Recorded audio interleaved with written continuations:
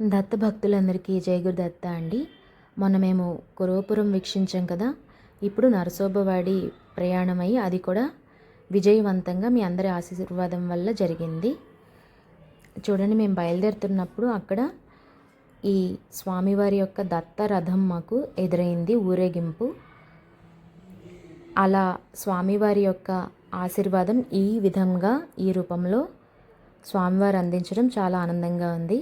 చూడండి, నరసోబవాడి లోపలికి ఇలా బస్సులు వెళ్తున్నాయి కదా, అక్కడే బస్ స్టాండ్ అనమాట. ఆ పక్కన మనం కారు కానీ ఏదైనా పార్కింగ్ ప్లేస్ కూడా ఉంటుంది. మనం ఓన్ వెహికల్తో వచ్చినట్లయితే కనుక కార్ పార్కింగ్ ప్లేస్లోనే మన కారు అది పార్క్ చేసేసుకోవచ్చు అనమాట.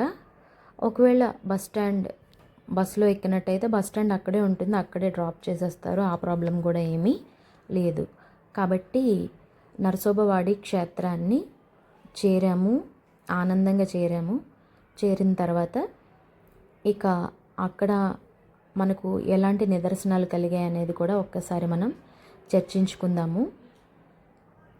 ముఖ్య విశేషాలు ఏంటంటే, మీకు ఇక్కడ కనిపిస్తున్న విధంగా ఎడం వైపు కార్ పార్కింగ్ ప్లేసెస్ అన్నమాట, అక్కడ పెట్టుకోవచ్చు. అది కార్ పార్కింగ్ ప్లేస్. ఇక్కడ మాకు స్వామివారు ఈ రూపంలో దర్శనం ఇచ్చారు. వాటికి మేము తెచ్చిన కొంత ప్రసాదాన్ని పెట్టాము. తర్వాత ఒకసారి మేము కూడా చుట్టుపక్కల గమనించుకున్నాము, అంటే ఎక్కడ బస చేయాలి అనేది. ఇది గుడి అన్నమాట. నాకు తెలియకుండానే అప్రయత్నంగా నేను గుళ్ళోకి అడుగు పెట్టడం జరిగింది. ఇక్కడున్న ఈ చిట్టి పిల్లలందరికీ ప్రసాదం పెట్టడం జరిగింది.